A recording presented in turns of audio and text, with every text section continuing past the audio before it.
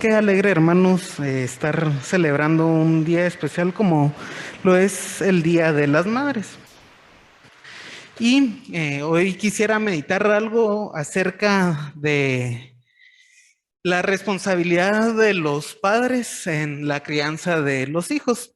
Y probablemente algunos pensarán, bueno, hermano, yo sé que pues la Biblia nos dice algo, pero usted no es papá y yo sé, hermanos, que Dios no me ha concedido ser padre todavía.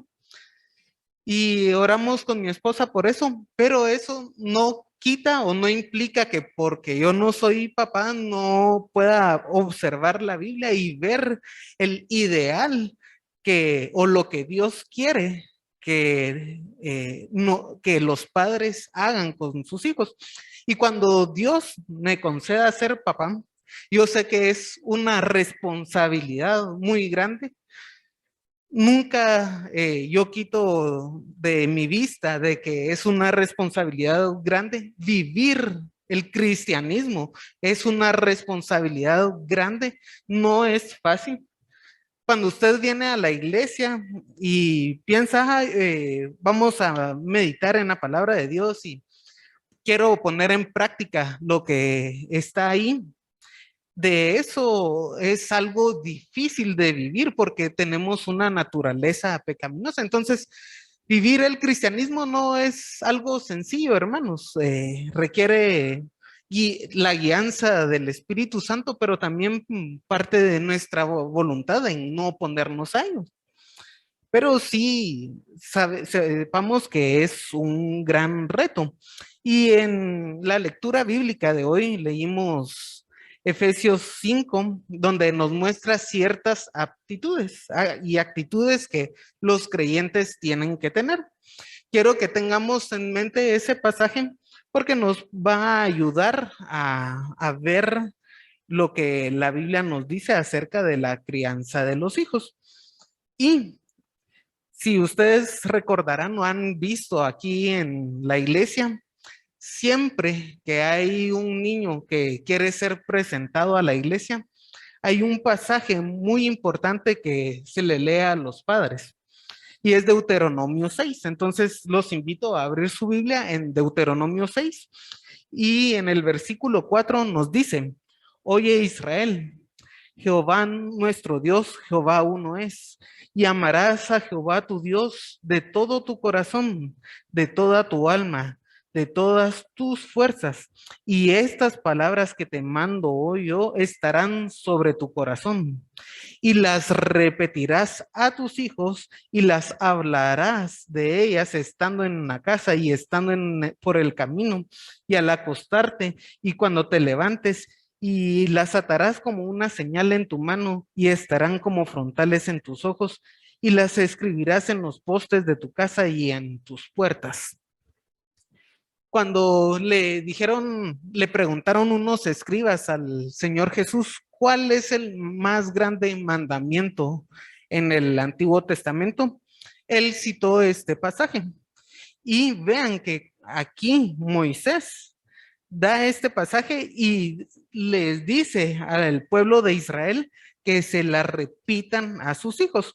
Entonces, el más grande mandamiento es la responsabilidad que tiene un padre y una madre al formar o criar a sus hijos.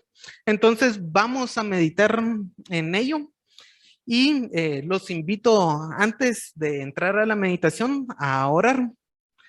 Señor, te alabamos y te damos gracias porque una vez más nos permites estar aquí estudiando y meditando tu palabra.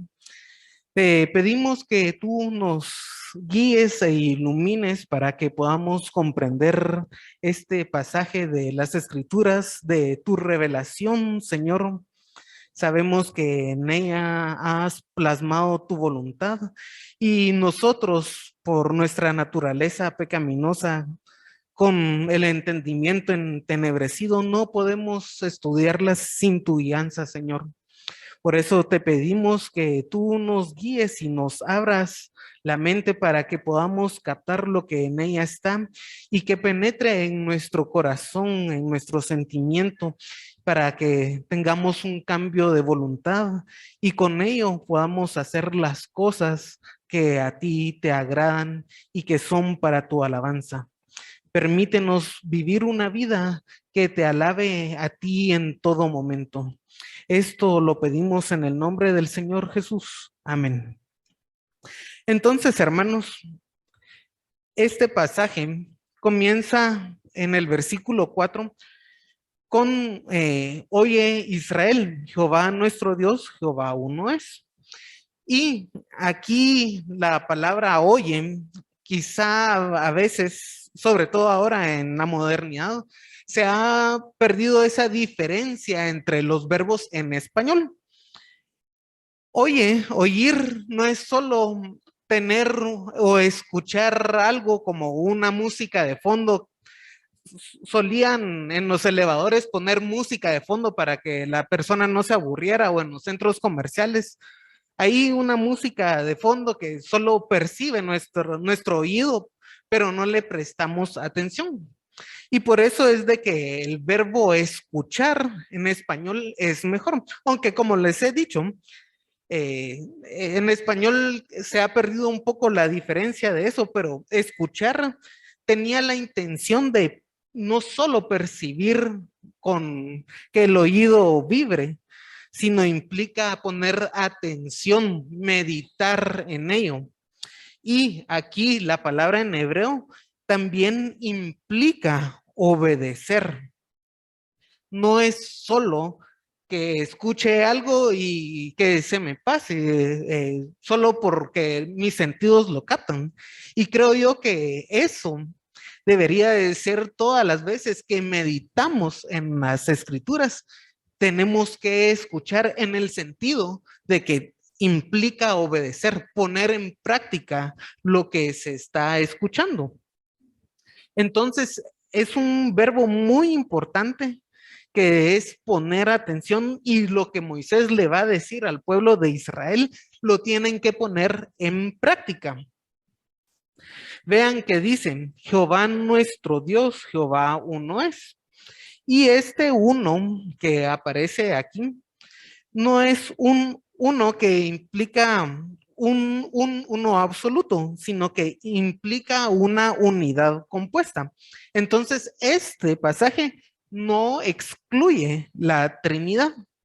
Claro, la Trinidad es algo que se va a observar en su esplendor en el Nuevo Testamento, pero desde ya el Antiguo Testamento no está excluyendo esa unidad que hay en la Trinidad.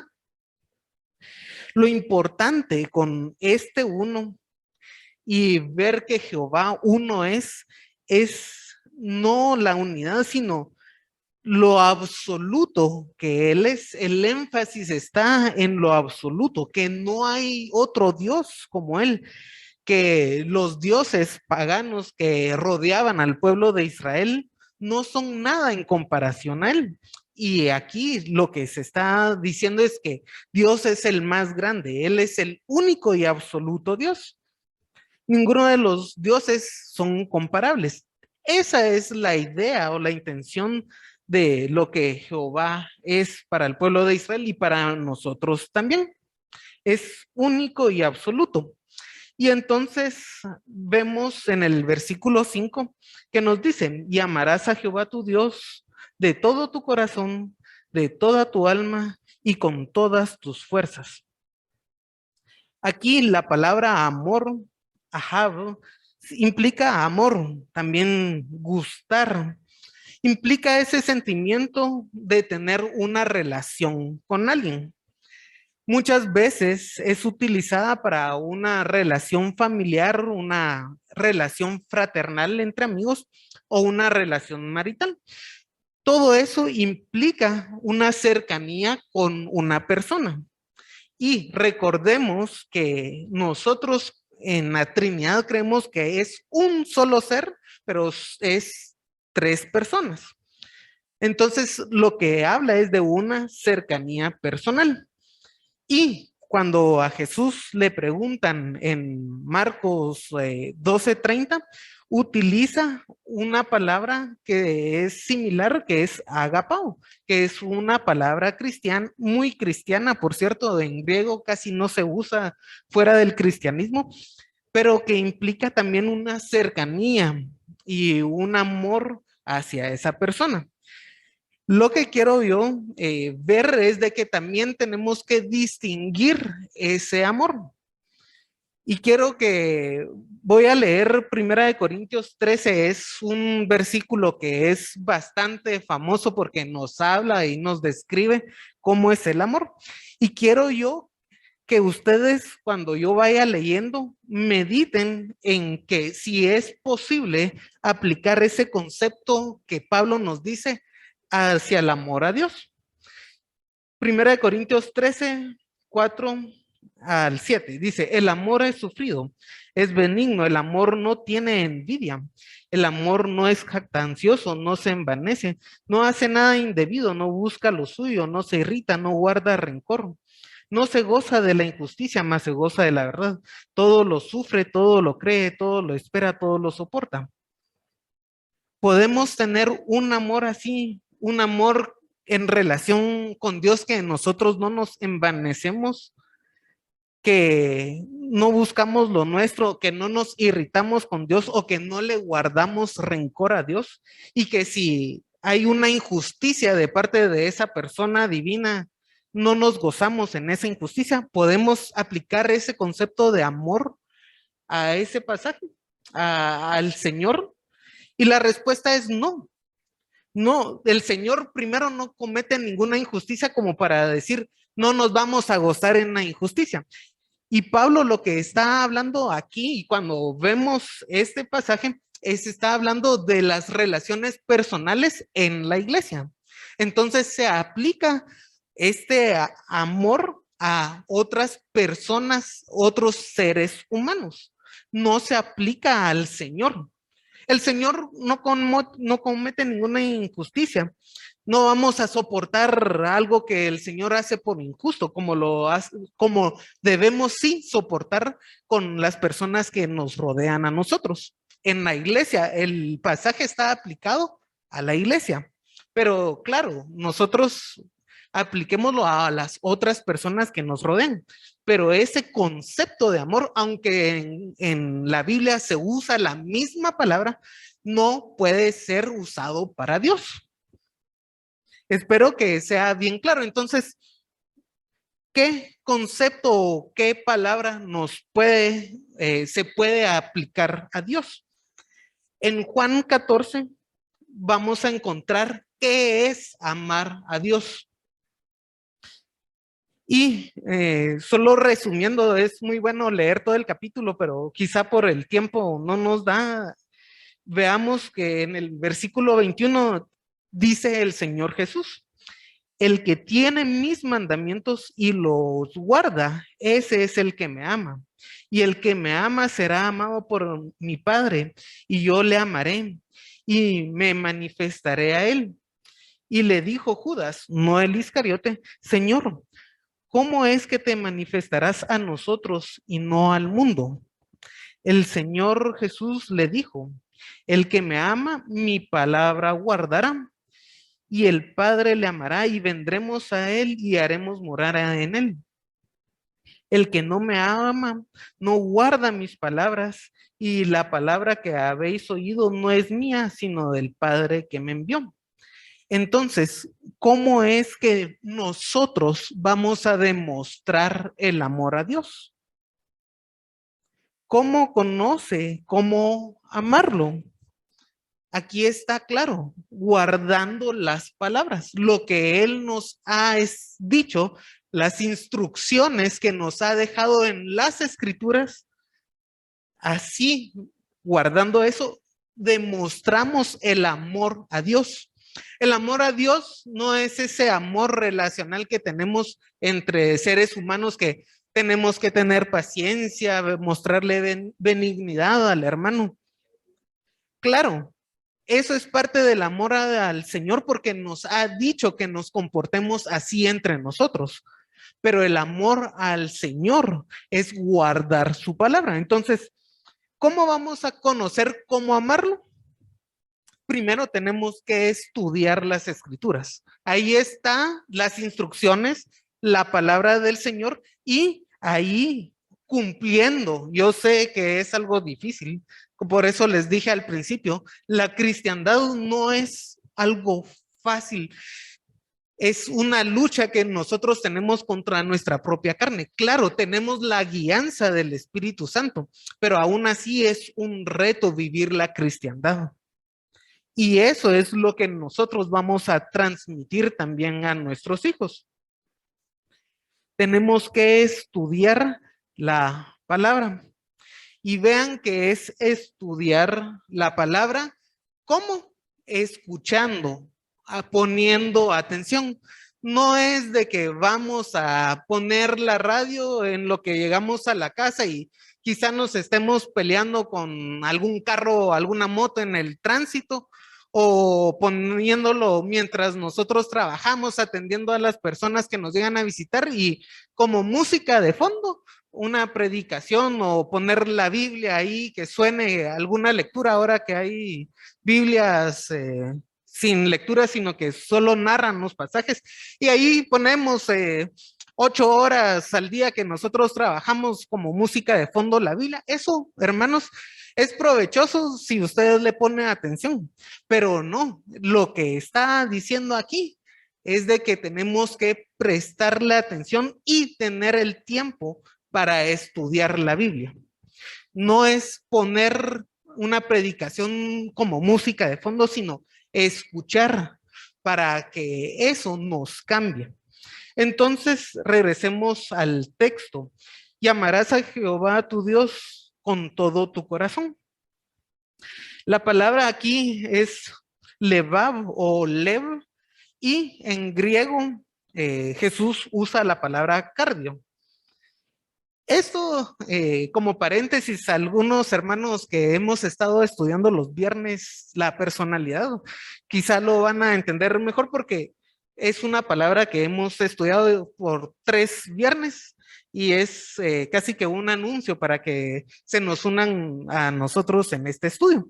Pero recordando, y para los hermanos que no han estado con nosotros, esta palabra corazón se utiliza y se aplica para los atributos de la personalidad completa.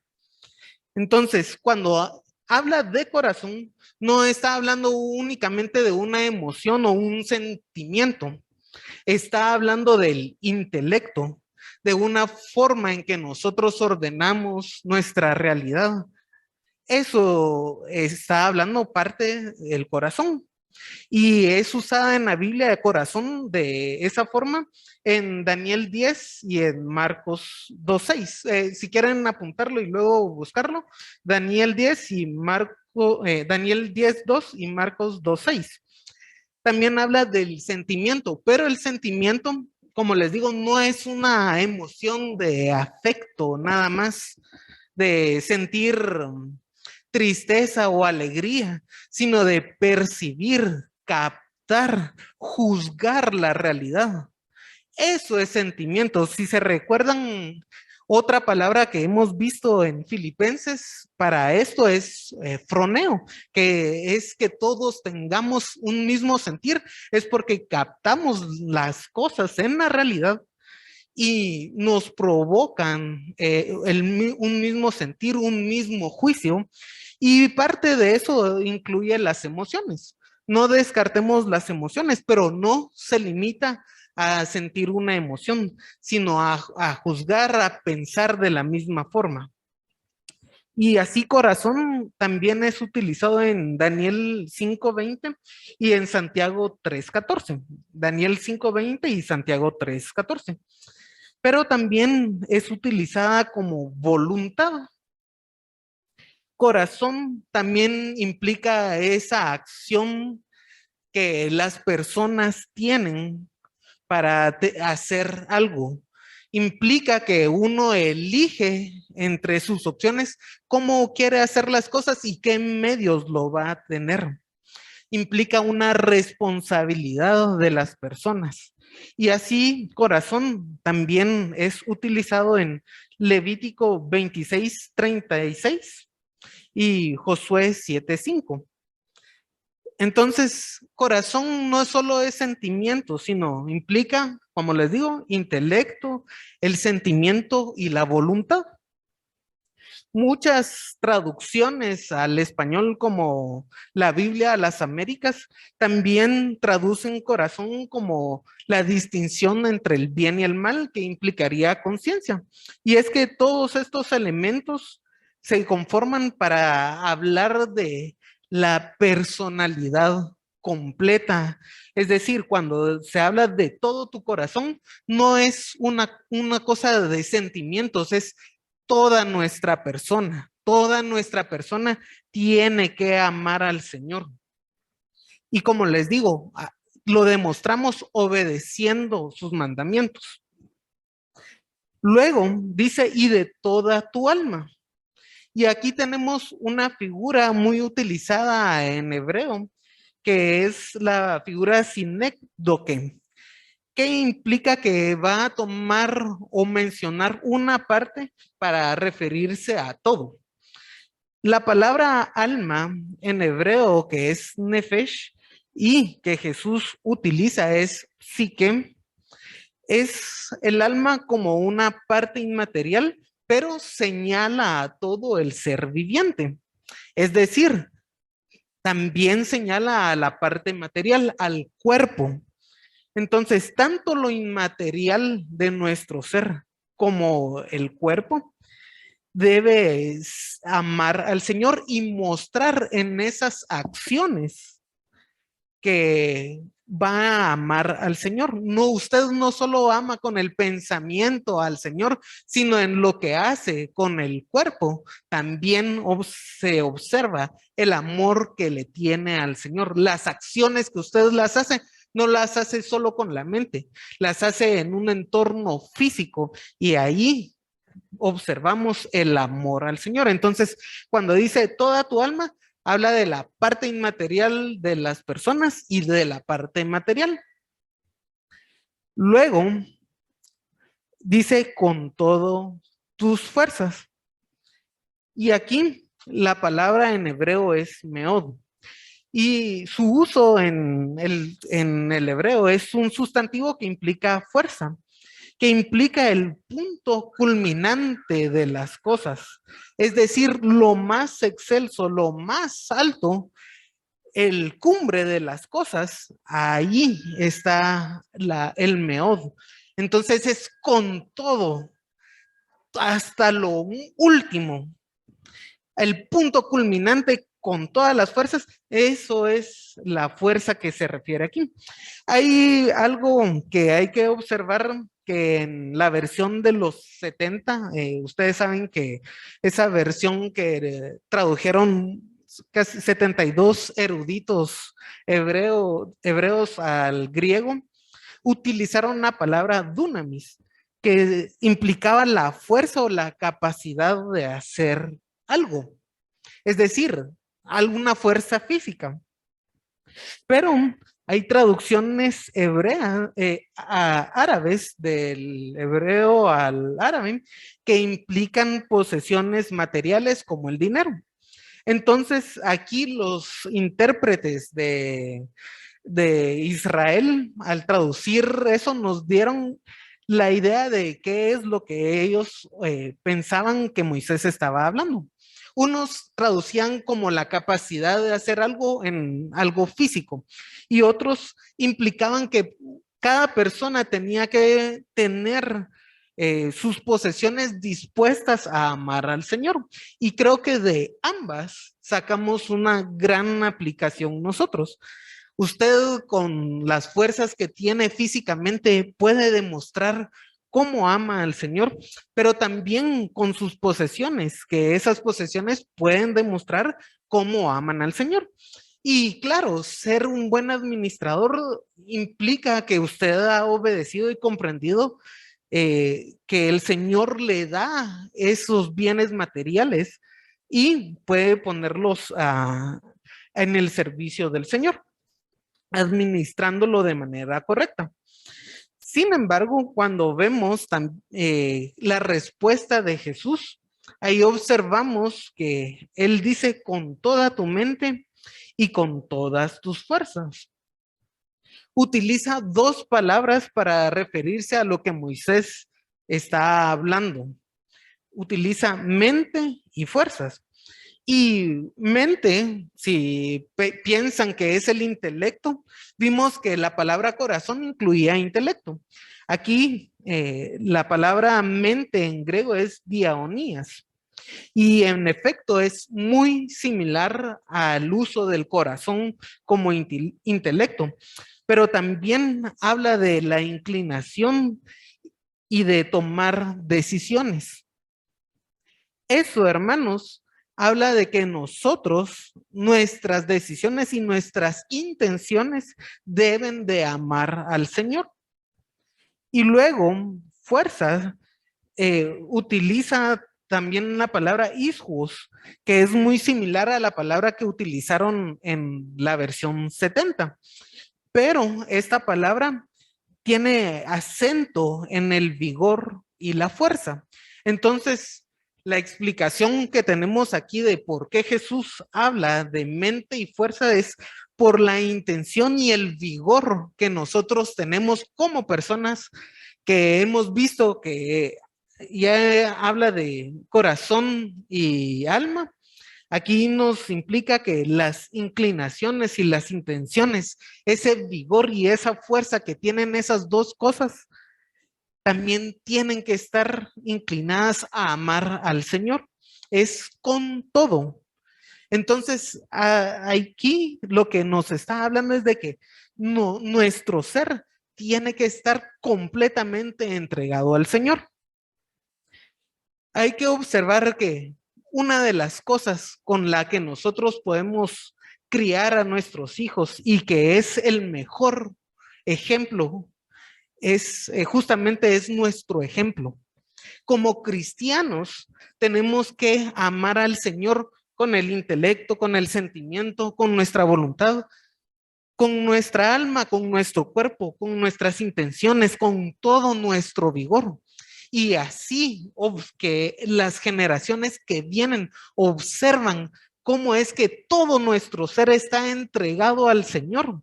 Ese es un buen ejemplo que vamos a dar y es un ejemplo que debemos también de dar. Entonces, el amor al Señor debe ser lo principal en la vida de un cristiano.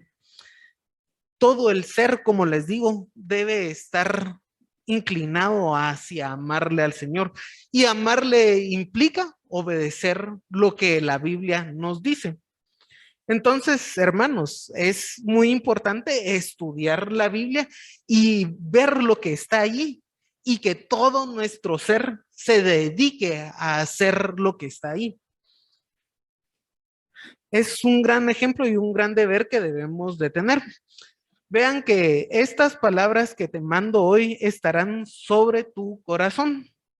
Y otra vez tenemos que es una forma de sinécdoque que incluye toda la personalidad. Es la misma palabra que se mencionó antes. No es un conocimiento simple, sino que inunda toda la personalidad. Por eso, cuando uno ama al Señor, cada cosa, cada acto debe de reflejar eso, un cambio de personalidad. Si usted lee o estudiamos a Gedeón y observamos cómo es que él actuó con fe, aunque tenga las cosas completamente difíciles, para nosotros ese estudio no es, qué bonito, ya leímos eso. Debe haber un cambio en la personalidad y ese cambio en la personalidad debe estar reflejada en cada acto que usted hace. Así, no solo va a ser un ejemplo para la nueva generación, para sus hijos, sino para la gente en general. Es un buen testimonio que usted va a dar si usted hace eso. Y eso es un mandato del Señor. Entonces, observemos también que es un mandato del Señor. El Señor quiere que nosotros tengamos ese cambio de personalidad o ese cambio en la persona para que nuestros actos se vean reflejados y encaminados a lo que Él desea. En el versículo 7 nos dice, y las repetirás a tus hijos y hablarás de ellas estando en tu casa y andando por el camino al acostarte y cuando te levantes. Esa palabra repetir aquí implica una constante repetición, implica inculcar en los hijos lo que es el amor al Señor. Y esta palabra es importante porque está relacionada con afilar, que es cuando ustedes afilan un cuchillo, no sé si han visto, pero o hacen una espada, afilan una espada, no solo le dan un golpecito y algo que está sin filo ya quedó con filo, no, requiere varios golpes. Es un constante golpeo lo que se necesita para afilar un cuchillo o una flecha. No es solo, en este caso no es solo decirle al hijo, tú tienes que amar al Señor y decírselo una vez al año. No, es constante, es como un golpe, estar afilando constantemente requiere fuerza y esfuerzo hacer eso. Y la idea aquí es de que el hijo, las generaciones, tienen que estar listos como una flecha con filo cuando se va a la guerra. Una flecha ya debe de estar lista. Si una flecha no tiene filo, no va a ser efectiva. Y esta es la idea, estar afilando, es un constante repetir, inculcar. Eso, hermanos, implica tiempo. ¿Y cuándo es que el tiempo que debemos de usar? Dice, hablarás de ellas estando en tu casa y andando por el camino al acostarte y cuando te levantes. Entonces, eso implica que tiene que ser de todo el día. Al acostarse, al levantarse, estando en la casa o estando en el camino. Es algo que las personas tenemos que estar constantemente hablándole a los hijos. No es solo que vengan aquí 1 hora y media a la iglesia un domingo y se vayan y en la casa no hay ninguna lección bíblica, no hay nada. No, aquí, gracias a Dios, pues está la escuela dominical, pero eso no implica que usted en su casa tenga la responsabilidad. Es una responsabilidad de estarle hablando constantemente a sus hijos acerca de la palabra de Dios. Y algo muy importante, ¿cómo le va a hablar a su hijo si es algo que usted no sabe? Entonces, primero, meditemos, estudiemos la palabra del Señor, las escrituras, y entonces luego vamos a poderle hablar a nuestros hijos. Yo sé que a veces es algo difícil para muchas personas tener un tiempo de estudio. Como les digo, no es tener una música de fondo que una predicación, es sentarse con Biblia abierta y leer, estudiar, buscar recursos donde los pueda tener, quizá en internet. Hay estudios que también en la radio, en la televisión o en algún medio donde hay buenos estudios y dedique ese tiempo, es muy importante. Y lo que aprenda, claro, quizá un niño de 3 años no le va a hablar sobre la Trinidad tan fácilmente o sobre temas muy difíciles teológicamente en las escrituras, pero sí le puede hablar algo conforme a la edad que va creciendo. Y les voy a decir algo, nosotros leemos la Reina Valera versión 60 y eso a un niño tal vez de 3 años es algo difícil que lo pueda entender. Entonces, hay versiones de Biblias para niños para que ellos puedan entender poco a poco. Y claro, cuando ya llegue a ser adulto y que esté con nosotros aquí en la iglesia, ya podemos leer la versión 60 sin ningún problema. Pero un niño de 3 años, si usted le lee a un niño de 3 años un capítulo de la Biblia así, se va a aburrir y no le va a poner atención. Entonces no va a llegar a dar el mensaje que debe de hacerlo.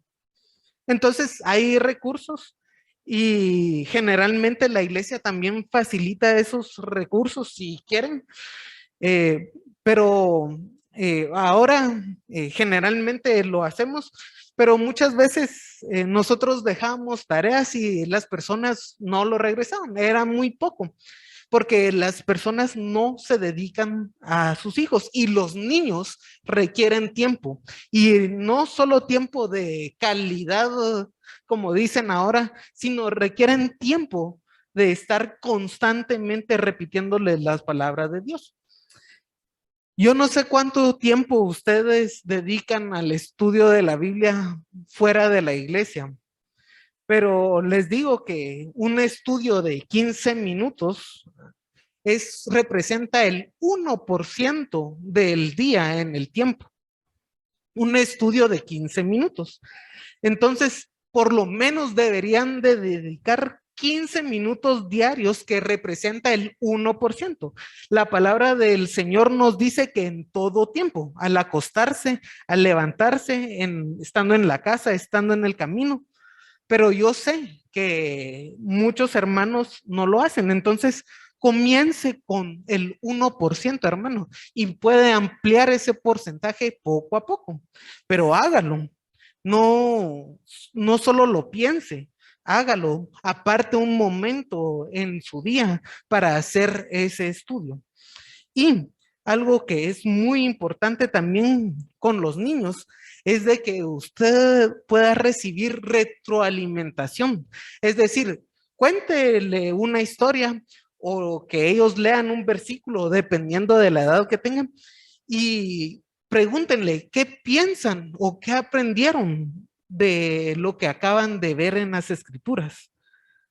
Y claro, quizá un niño de corta edad no pueda gesticular tantas palabras y dar ideas básicas, pero es muy importante que usted vea que se está quedando el conocimiento y que pueda retroalimentar, que ese niño pueda poner en sus propias palabras lo que dicen las escrituras.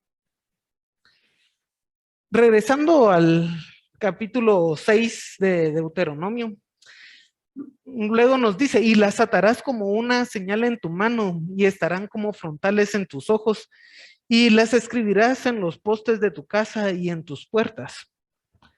Uno debe de recordar en el versículo 7 que el énfasis es en el tiempo.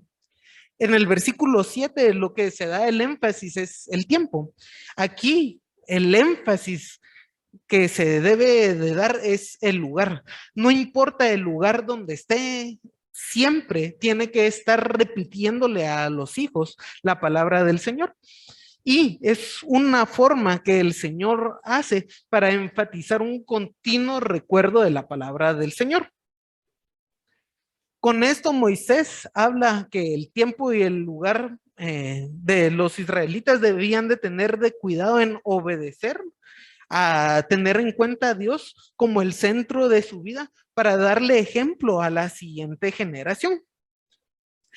El problema a veces con este tipo de cosas que los judíos después del retorno de Babilonia comenzaron a utilizar, a cumplir esto literalmente, y utilizaron filacterias y mesuzás, que son fragmentos de este versículo y de Deuteronomio 11 en un rollito y que las colgaban en todos los postes. Y de hecho tenían la idea de que si un cuarto es mayor a 2 metros cuadrados, tenían que tener una mezuzá ahí adentro de la casa. Solo el baño podía quedarse sin eso.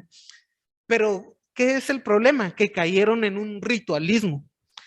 Entonces ya era una forma de ritual, ya no era algo que sentían ellos en su corazón, sino solo un ritual que debían de cumplir. Era un conocimiento sin un sentir, sin un cambio de la voluntad. Era solo un ritual y una tradición que ellos heredaron. Algo que hay que recordar, pese a todo ese ritual que no funciona de mayor cosa, es de que ellos sí tenían de que el primer libro que aprendían era Levítico y lo comenzaban a aprender a los 5 años.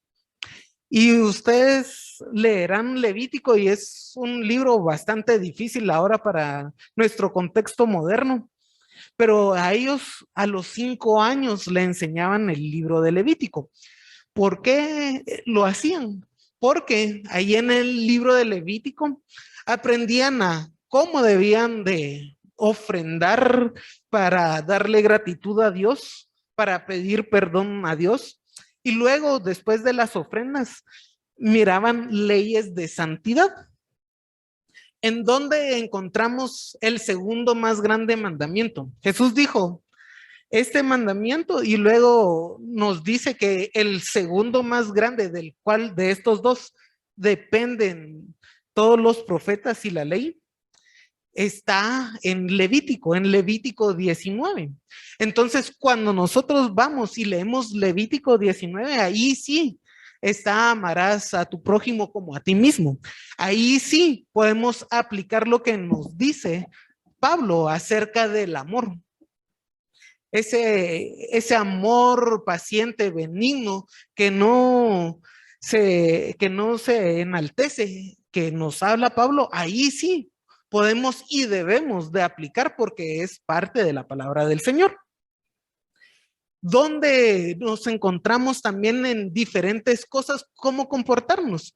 Acabamos de leer Efesios y todas las malas actitudes que ahí se encuentran, que Pablo nos dice que ni debería de mencionarse entre nosotros, sino que seamos llenos del Espíritu Santo y nos dice cómo ser llenos del Espíritu Santo. Entonces, yo justamente pedí que leyeran ese versículo para que ustedes tuvieran en mente eso que nos habla de también las relaciones, porque dice que el Señor amarlo a Él, también hacer su voluntad implica ese amor al prójimo e implica todo lo que nos dice la Biblia. Y de eso se trata de la paternidad. Eso es lo más importante en la paternidad, que usted pueda inculcarle eso a su hijo. Eso es muy importante. Y veamos un ejemplo de eso, de ese amor que ha sido inculcado en una persona. Cuando Pablo le habla a Timoteo en el segundo libro, en la segunda carta de Timoteo, en el 3:14 al 17, nos dice, segunda de Timoteo 3:14 al 17, pero tú persiste en lo que has aprendido y te persuadiste, sabiendo de quién has aprendido. Vean, Timoteo aprendió y se persuadió. No es solo conoció lo que Pablo le enseñaba, lo que sus madres le enseñaban, sino que se persuadió, se convenció, creyó firmemente. Y eso, hermanos, eso es lo que un padre debe de hacer, llegar a que su hijo se convenzca, que se persuada, que crea firmemente en la palabra del Señor. Eso es lo más importante en la paternidad. Y claro, en la maternidad también es un trabajo de los dos padres. Luego dice, sabiendo de quién has aprendido.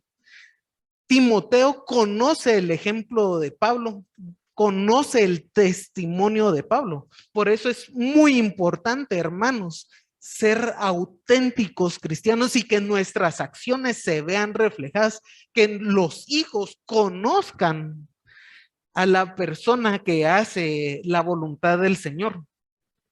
Es muy importante y aquí Pablo nos menciona que Timoteo ve el ejemplo y nos dice, y que desde la niñez ha sabido las escrituras. Comienza en la niñez, justamente en la edad más pequeña. Cuando uno ya llega a grande es quizá un poco más difícil, pero el padre tiene la responsabilidad que desde que nace su hijo comience a inculcarle las escrituras, desde que nace, hermanos, las cuales te pueden hacer sabio para la salvación por la fe que es en Cristo Jesús. Y sí, recordamos a Timoteo le calculaban unos 40 años los eruditos y eso implicaba que más o menos Timoteo nació en el año 20 después de Cristo. Y no es de que haya nacido en Jerusalén ni haya conocido directamente al Señor. De hecho, su padre era un gentil y un pagano. Entonces, aquí nos habla del Antiguo Testamento y cómo es de que desde el Antiguo Testamento, en el Antiguo Testamento nos enseña la fe que es en Cristo Jesús. Quizá hemos de recordar Lucas 24, donde dice Jesús después en su resurrección, que les pasó hablando desde Moisés, pasando a los profetas y a los salmos, todas las cosas que de él decían.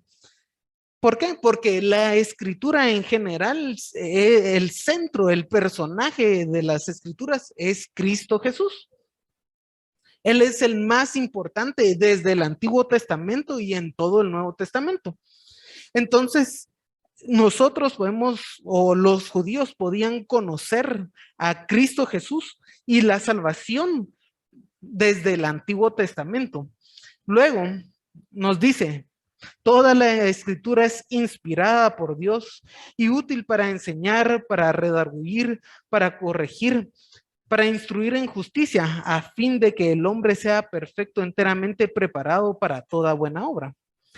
Y aquí nos dice que toda la escritura es provechosa, es útil y útil para enseñar la doctrina. Ese es el énfasis de ese enseñar, para redarguir, que es reprender, poner en evidencia algunos errores y tener certeza de lo bueno.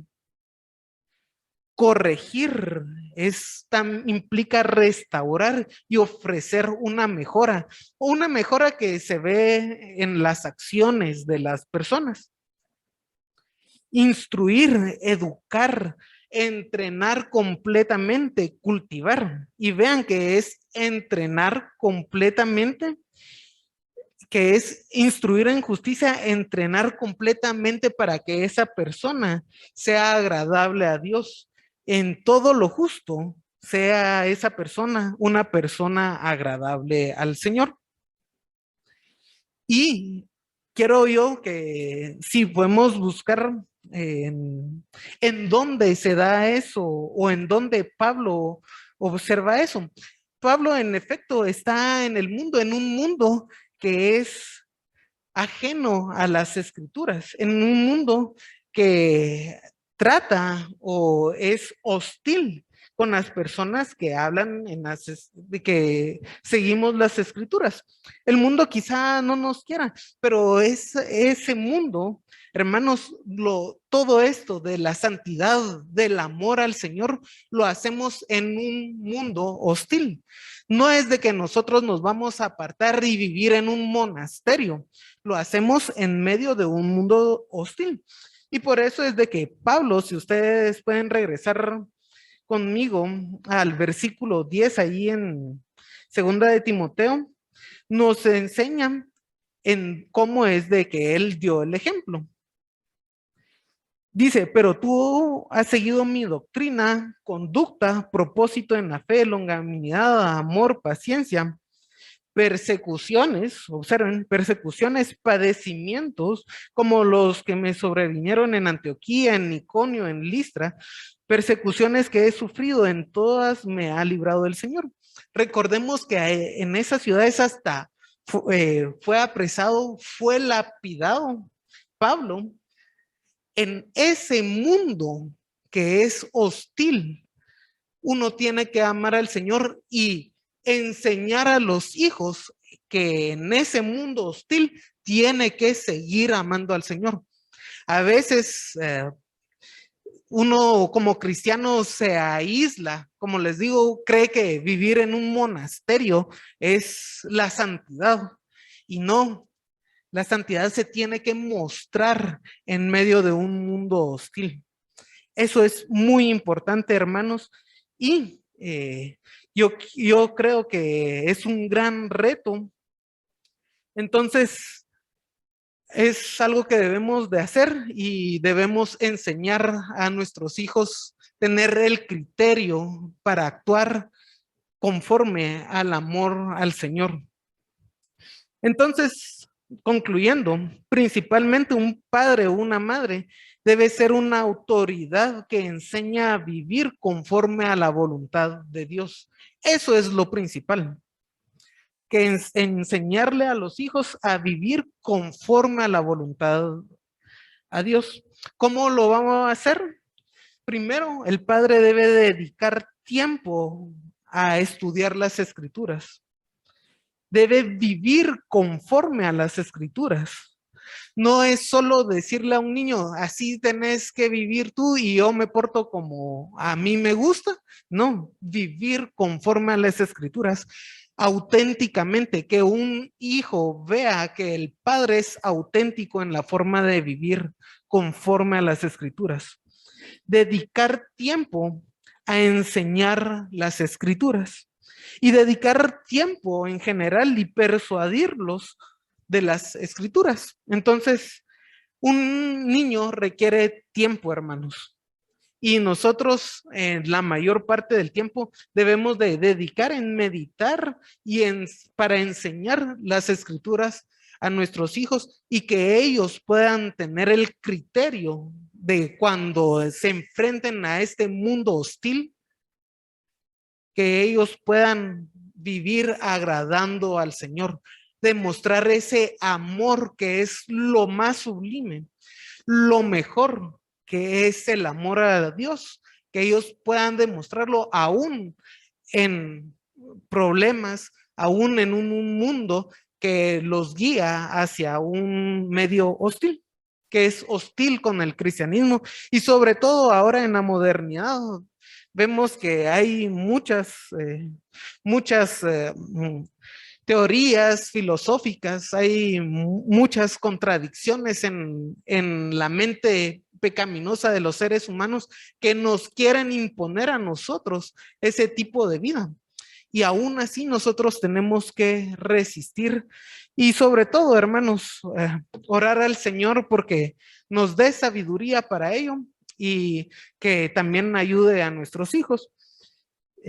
Como algo anecdótico, quisiera compartirles un testimonio. Una vez estaba hablando yo con mi papá porque a mí me daba miedo que en este mundo hostil tener un hijo. Me daba miedo a mí. No sé, quizás es un miedo normal, pero lo que él me dijo que desde ya debía de comenzar a orar para que si yo llegara a ser padre, entonces que ese hijo que tuviera sea para la gloria de Dios y que él tenía también en su tiempo ese miedo, pero él oraba porque ese niño, esas niñas que tuvo en nuestro caso, fueran personas que glorificaran a Dios. Entonces, con ese testimonio los dejo también como parte de lo que un padre debe de hacer, que es orar y pedirle al Señor. Y claro, estudiar las escrituras, compartirle y darle un tiempo a su hijo, porque eso es lo que agrada al Señor. Los invito a orar, hermanos. Señor, te alabamos y bendecimos tu nombre porque tú has dejado en tu revelación, Señor, cómo es que tú quieres y deseas que nos comportemos. cómo es de que generación tras generación debemos de darle ese ejemplo y transmitir el conocimiento a esas personas nuevas que vienen detrás de nosotros. Y Señor, te pedimos que tú nos des la sabiduría, la fuerza y la voluntad, Señor, que tú nos la dirijas, el entendimiento que solo por el Espíritu Santo que nos ilumina podemos llegar a comprender y a que esa palabra que está escrita penetre en lo más profundo de nuestro ser.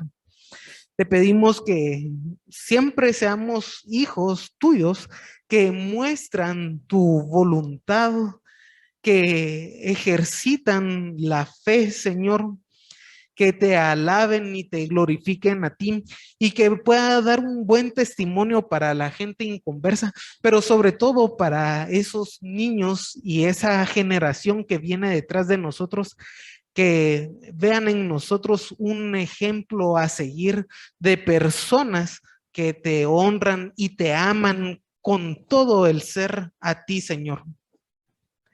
Te pedimos esto y tu guianza en cada uno de los días de nuestra vida.